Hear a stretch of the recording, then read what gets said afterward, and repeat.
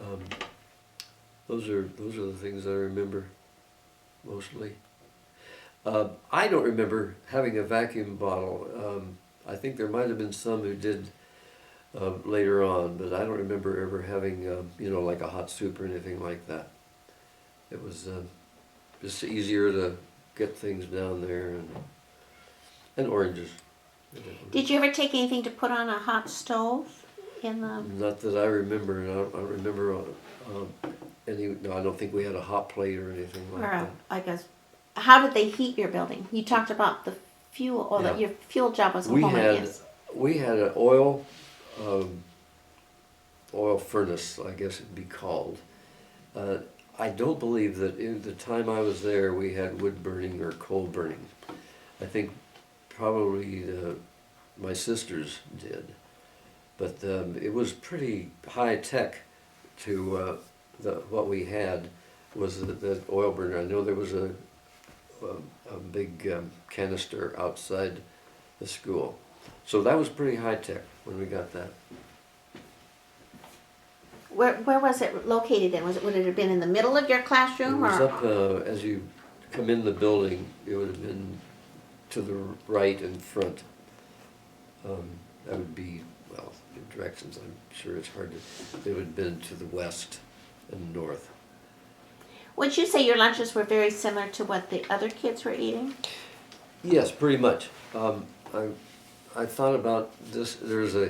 We had a eighth grader when I was a first grader, as I remember. He was in my sister Kay's class. Harold Bacon was his name, and he brought. We thought it was just awful, but now I look back on. He had brought pancake sandwiches, and have maybe a sausage or something. He had his pig in the blanket now. But I do remember that because they smelled different. But for the most part, we all ate about the same thing. I remember, except Harold Bacon. Harold Bacon brought sausage. Yeah, he was the pre-runner of pig in a blanket. How long was lunchtime? As far as eating was concerned, I don't know, but we had pretty good. I think a teacher liked to keep us out at recess. I don't remember a lot about. We didn't always have a morning recess. Usually the noon recess and maybe then an afternoon recess, but we didn't always have a morning recess. But she left us play outside for quite a while. We get some pretty good softball games going, and I mentioned snowballing. I can remember snowballing all through the whole period. I don't know how they could have let us do this, but I remember Lois Steffens was an eighth grader during one time, and I snowballed her the whole time, and that's one of those times I can remember coming in so sticky and wet and worn out, and sat in that all afternoon.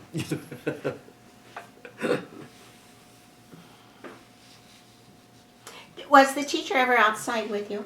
Yes, some. Not always. Miss Kernan played a lot of softball with us. Miss Sully did too. I don't remember Miss Wiedemann coming out, but Mr. McMorrin, who was active, they would come outside and get in our ball games. Softball was a really big happening as we got older, to play the softball games at noon. Get some real wild games going. It seemed like we were hitting the ball forever, but as I look at the distance, it wasn't. It was very short, but it seemed like we were like major leaguers. Now, you told me that Miss Kernan was very beautiful. Yes. Do you remember physically how some of these other teachers looked? Well, Miss Sully was beautiful too, but I wasn't of age to appreciate it. She was tall. Miss Wiedemann was a little older, but she was a pretty lady. And I mentioned Miss Kernan. Mr. McMorrin, I remember he was just kind of a tall, lanky guy. As far as thinking about them, I think that Mr. McMorrin had the poorest discipline. Kind of thinking back to that a little bit.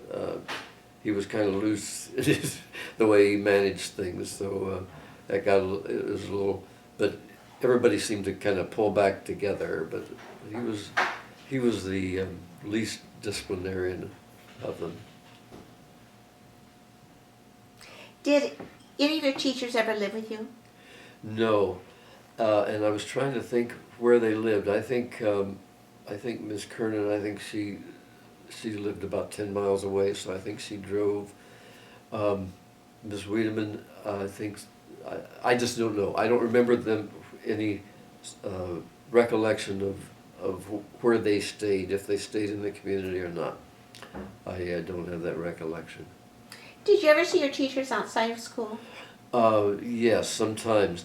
I remember I saw Miss Wiedemann. This would have been probably in first grade in town on Saturday night in Villisca.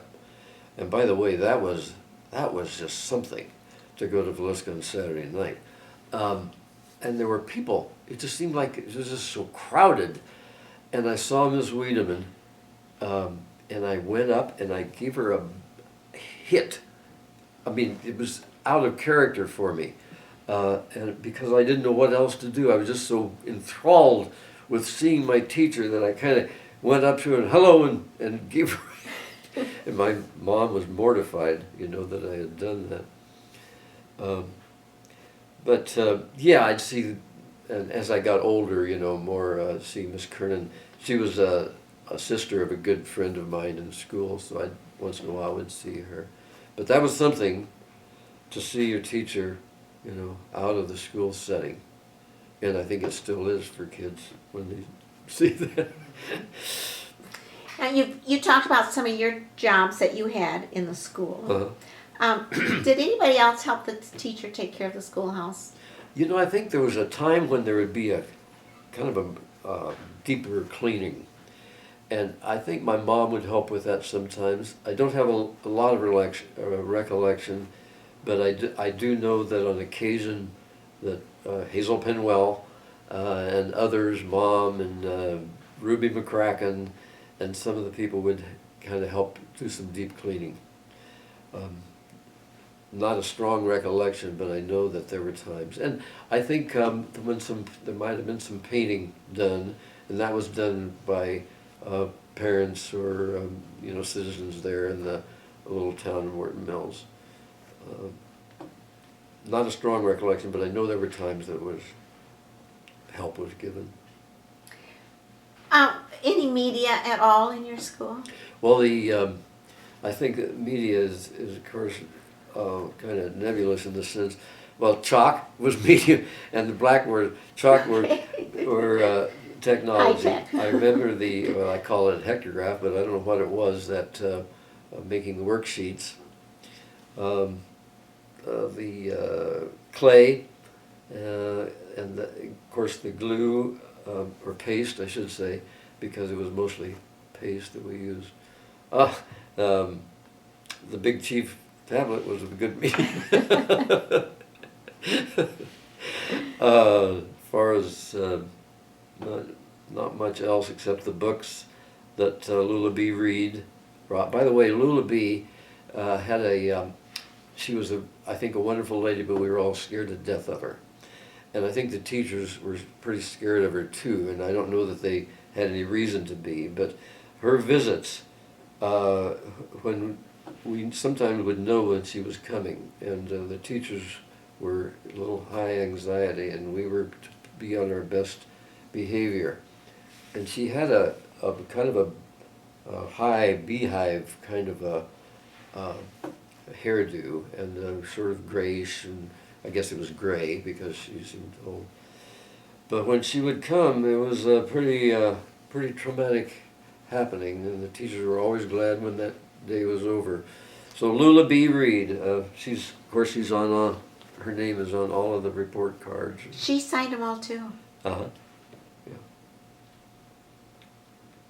Now you left before 8th grade, but do you remember the other kids taking 8th grade exams? Well, your I remember sisters? my sisters took them, and they don't remember too much about them. I've seen some of the exams down at our schoolhouse downtown here, and I tell you, I'd hate to be taking them.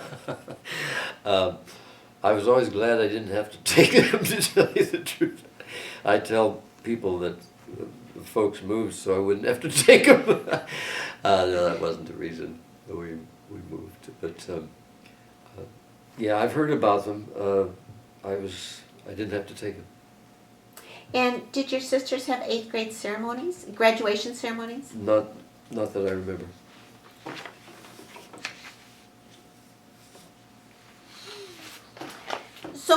So you went to town school then after 7th grade? Well, we went to California, and I went to it was actually a country school, but it was much different. It was close to Manteca. It's in the San Joaquin or Central Valley of California. And my dad got a job, by the way, it was during the war, and he got a job in a engineering depot, supply depot. My sister had some sort of a civil service job. And that's kind of why we moved out there, because my older sister had gone out there, and she said, why don't you come out here? You know, we had relatives that lived in the LA area. So I went to this school. It was rural, but it was much larger. I was only in it from like March, April, May, June, and then there was the summer, and then I was in it from September to October, somewhere in there, and then we came home. So I wasn't there very long, but I remember it was so much different. It was actually a music class, and I remember one of the things I remember about that was these students had music and timing and all this all the way through, and I had never had any of it. And we were supposed to be sitting there timing and counting notes, and I was lost.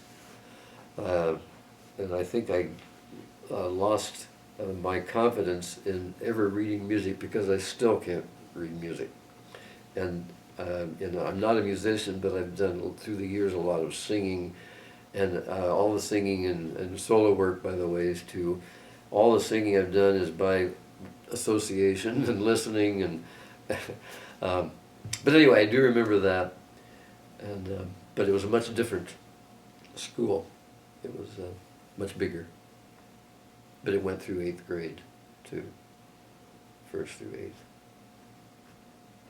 8th. Do you have any recollection how community politics would have affected your school, affected the operation of your school?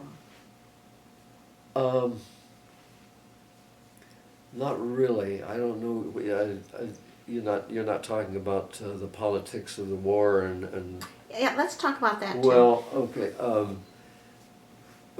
It was a traumatic time in the sense of I was 10 years old on Pearl Harbor Day. My birthday is December 7th, 1931. So that was a pretty big thing, and I was 10 years old. I would have been about fifth grade. That was a traumatic happening, and there was a lot of talk in the neighborhood, a lot of talk at home about the possibility of us getting into war, and part of it I understood and part of it I didn't, But then when Pearl Harbor came, I sure was aware of that, because it's my birthday, and we were, actually it was a pretty nice day on the farm, and a combine had been out in one of our fields and hadn't been able to get back through a gate. And I remember that we had to get this combine through the gate. And Mom came out and said that the Japanese had bombed Pearl Harbor. And, well, I didn't know exactly what that meant, but as time went along, I did figure out, what it was, that it was Hawaii, and that was going to enter us into the war. And of course I had great hatred for them, and I had, of course, hatred for the Nazis. Company F, Division 34, the Rainbow Division, Valeska had Company F, was very prominent in the war. And we would, when they went off to war, we went to the armory, and remember patriotic songs were sung, and I was so proud of our soldiers. I thought I'd want to be a soldier to go off to war. I changed my mind as time went along because I became a pacifist. But at that time, we're going to get this business done. So a lot of the politics had to do with that, and we actually sold like little savings stamps. There would be a time when we could buy that would help the war effort. Also, there was a little organization called Right a Fighter Corps, and we had little stencils, and it'd be WAFC, and those are stencils, and we'd put that at the top of our letter, and then we would write to. We do this in school as part of a writing exercise. Write a Fighter Corps, and we'd write about them and tell them how proud we were of them, and the war effort was. We knew what was going on. So I guess that in that sense, politics. As far as anything else, I was oblivious. As most children are. Yeah. Now we've talked about how the parents were involved with the school and keeping it up. Can you think of any other way how parents or community members would have been involved with the school?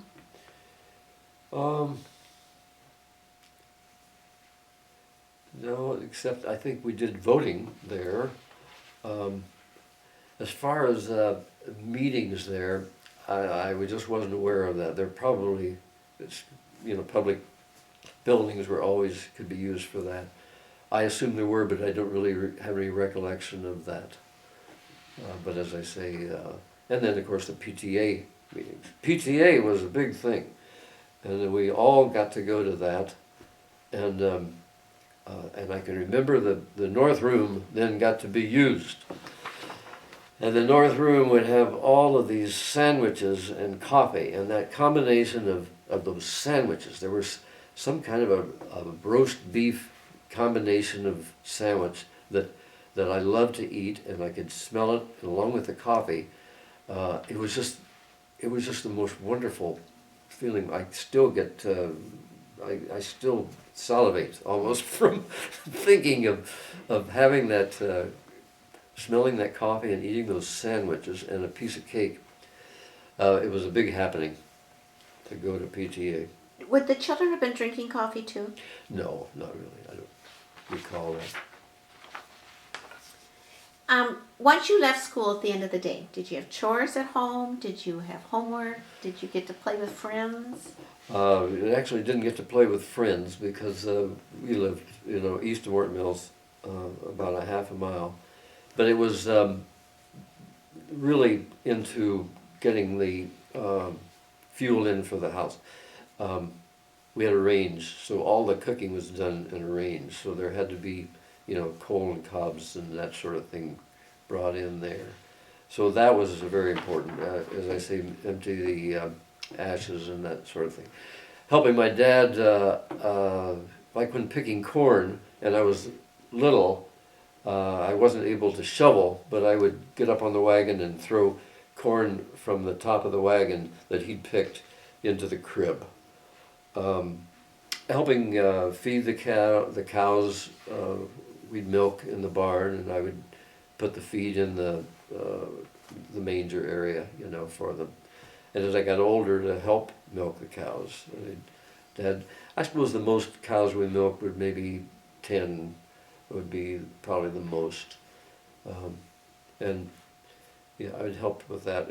Feeding the horses, hay, feeding the pigs, corn, slopping the pigs. That was always fun. Mixing ground corn and ground oats, and then milk, then let it sour, and it'd be in a big barrel, and then you'd get to stir that. And it was bad odor, but I kind of liked the smell because it just, feeding the calves was another thing that I would do, and they drink from a bucket, and I think of it so often because they're weaned, and now we give them the skim milk after it's separated, and you have to get your finger in the calf's mouth and then put it down in the bucket, and then the calf would drink, and buck sometimes and kick it or butt it with its head, and sometimes almost knock you over, doing that kind of thing. Taking care of the chickens, we raised chickens, and I was responsible for a lot of that. My sisters, as I say, did most of the inside things, but I did most of the outside things. Oh, carrying water. We did not have drinking water on our farm. We did have water for the cattle and the chickens, and as I got older, I was more interested in developing my muscles. So I would relish going down to the lower barn and carrying water up, and then I'd watch my arms and see how my muscles were developing, and carry the water up to the chickens. One of the jobs that our sisters and I had a little business was walnuts. We had a nice big walnut tree, and that was through the years our business. And early on we'd do it together. Then my sisters kind of got more domestic, and it was my job. And I had a corn sheller, and I would put the what walnuts look like with the sort of a blackish outside, put it in there and then turn around and the walnuts come out, and then I would sell the walnuts. And I didn't pick them, we didn't break them and pick the meat out. I would sell them, and I remember, I don't know what I got, 75 cents for a peck or something like that, but that was my business, and I get stains from the walnuts. Anyway, those kind of jobs. And then as far as homework, I think probably some flashcards. That's all I remember doing as homework. And the radio programs. I get my chores done so I could listen to Jack Armstrong, the All-American Boy. So just buy Wheaties, the best breakfast food in the land. And Jack Armstrong and Billy and Uncle Jim. Captain Midnight and the Secret Squadron was one of my favorites. And bong, bong, bong, and I don't know, Captain Midnight they were all heroes, Hop Harrigan, 6-4 to control tower, 6-4 to control tower. This is Hop Harrigan coming in.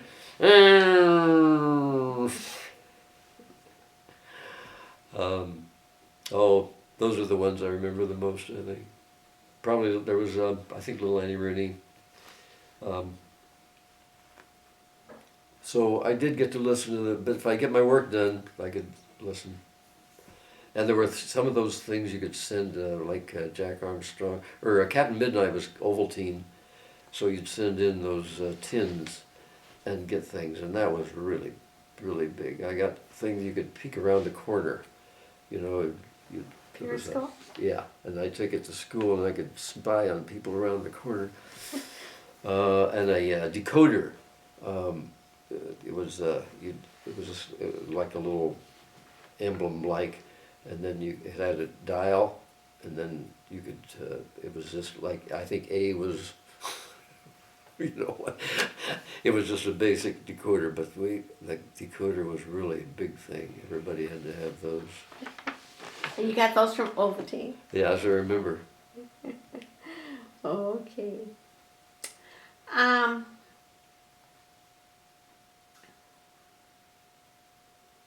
We talked about special events at the school. You talked about voting and PTA and programs. Remember anything about Christmas programs or Christmas parties? Yeah, well, Christmas programs, we do those, and have decorations up. I do remember one I did with Joanne King. I always remember it says, my name, we do this staccato, my name is Prince Charming, and I live right up the name by Jing. And then, I don't know, it went on, and I think there was a death in it somewhere. I think somebody killed somebody, as I remember. It was, but I do remember that one. And we'd sing songs, for the, yeah. There was always a Christmas program of some kind. and we'd sing the songs that we sung, you know, in the room. What was your favorite part of country school? Oh, I don't know, just, I just remember, I remember the kids so well, playing, I do remember the playing outside. The softball games were so much fun. And the pom-pom pull-away was so much fun. I don't, it was pom-pom pull-away. If you don't come, I'll pull you away. So you'd have to run across, and you'd have to end up, everybody would get caught, and we'd just start it all over again, Oh, I remember the reading, I remember, talked about Dick and Jane. I do remember talking about that. I remember talking about pages. I've mentioned this to Judy recently. There's something about, now turn the page. A page of a book it's still, when I hear the word page, it's like, oh, I'm reading.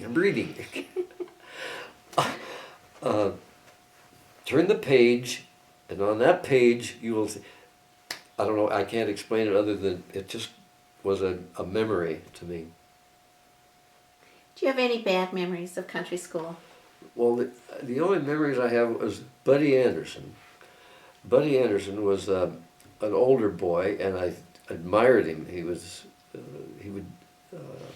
a neighbor that we did some work together. I mean, the families did, And one time, when I was littler, I don't know what grade I would have been in, but he really was showing an interest in me, and I mentioned the mud on the playground, and he put his arm around me. Let's take a walk, he said. And so oh boy, I'm walking with Buddy Anderson, and he tripped me and threw me down in the mud, and I'll never forget that.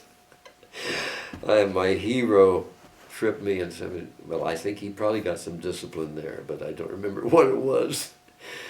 And I remember wetting my pants at school, and it was probably about first grade. And I was up in front of the room, and it just happened, it was just there, and then there was the puddle. And I don't remember, there was something said about, well, these things happen. It was Miss Wiedemann, that these things happen, and but it was not a good feeling for me to. The only other bad happenings I remember, I had later on in my years I had Osgood-Schlatter's, which is a bone growth disease, and I think early on I had some problems that nobody really knew what it was. My knees would give out. And I remember on like 2 or 3 occasions when I could hardly walk. It's hard to explain, but I remember it was just like a weak feeling in my knees, and I could hardly get into the building. And I remember there was conversation with my parents about it. It never happened again over those 2 or 3 times. But that was traumatic. I thought, I'm losing I can't walk. But those are about the only ones that strike me. You called that Osgood? Yeah, Osgood. I think it's Osgood, I believe. Schlatter, Schlatter, I think. I had it it actually would show up it was a bone growth kind of a problem. And in my years for about 2 years, I had to walk stiff-legged with ace bandages. So I would walk stiff-legged. So it was kind of a hard time. I couldn't do sports, and I wanted to do sports really bad. And I couldn't go out for football or anything until I was a junior. But we're getting it. I digress. What lessons from country schools might we benefit from today? Oh, I think the community effort that took place, all in the same boat together. Perhaps you're going to ask about it, but this was Depression time, and Depression started before I was born. But these were not good times. But we were all in it together. and I don't think of anybody as being rich and it was just everybody was in the same boat, and everybody helped everybody. The older students helping the younger students, and then of course as I got older, then I was able to help younger students. I think that community, it takes a community to raise a child or to educate a person. I think of that a lot. I think that's one of the main lessons. And then the hands-on kinds of things. The teacher was very personal. You knew them very, very well. You know, as I said, I only had 4 teachers through those years, and how important they were and how helpful they were. But that, I think there's some lessons. I think there might be a little too much technology now. I mean, that's just as I look at it, that some of the hands-on things worked pretty well. We learned our number facts. I wasn't a brilliant student, but I learned them pretty well just by banging them out and learning them. And sometimes I think we overdo the technology, so that hands-on personal touch is very, very important. Those are some of the things that I think about. Could a one-room schoolhouse be successful today? Well, I believe it could. I think it is, especially when, like the Amish, or people who have some of the same same value systems. I think it works particularly well, and well, as we know, homeschooling can work very well. Yes, I do. There's I can't think of the name of the school, but there are the schools that are really into that, where they are taking much of the technology out. Perhaps you remember the name of it, Gene? Waldorf? Is it Waldorf schools? It seems like that's a name. But they're actually, a lot of the students are from high-tech people with their background, but they have decided that it's really not all that beneficial for the younger children to have all of that technology. So, what was your question? Could one-room schoolhouses be successful today? Yeah, I guess pretty much that I give them. Yeah, I think so. Anything else you think we should know about one-room schoolhouses? Oh, I don't know. I think I've probably told you too much already. Oh, this has been wonderful. It was just everything, and I guess coupling with Morton Mills being, that wonderful place. I have such vivid memories, and the people, the Penwells. It all just kind of goes together to be a wonderful experience. I do some. I've done some volunteering up at the school, the Marshall Center School, through the years, and then one of the teachers that teaches elementary curriculum has had me come up, and it's given me the opportunity to think back. I think it made me. It helped shape my life in the sense of being conscientious, probably overly conscientious, trying too hard sometimes. But there was something about this school and growing up in those times that were just so important, shaped my life. And the farm being associated with the crops and helping my dad. And as I got older, I could do more and more and more. I decided I didn't want to be a farmer because I'm not high-tech enough. I'm not mechanical enough to be a good farmer. But the lessons I learned in the home and the school, I think helped shape my life. I wouldn't trade them for anything. Let's look at some of your pictures. Oh, all right. That you have out here. All right. Let's see here.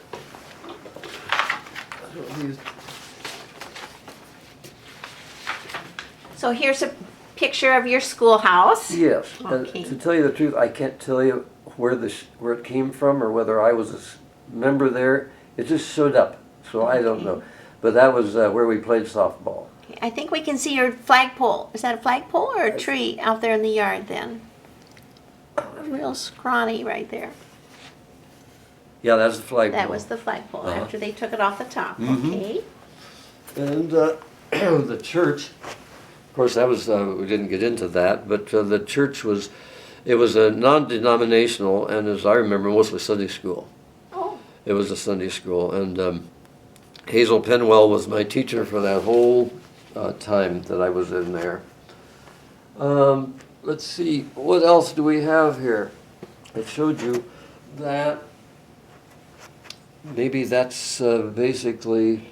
Now we have this picture of children here. A class. Well, this Was is this a special class? No, this was my first class when I taught. Oh.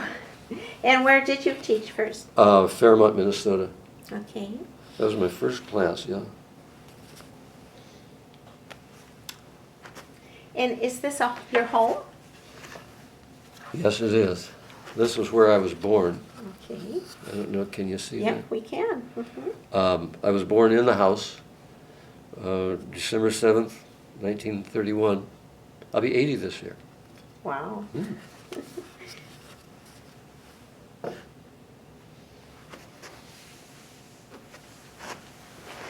Okay. John, thank you. This has been absolutely wonderful. You have so many vivid memories, and you're able to express it so well. Thank you. You have Oh, it was a joy. gift I've for been doing looking- this. So. Excuse me. I've been looking forward to doing it. So I like to talk about it. It brings back a lot of memories. I keep thinking of things that happened. And I hope that I was able to tell you some of my feelings about the one-room school. It was valuable, very valuable. Thank you, Jean. Thank you.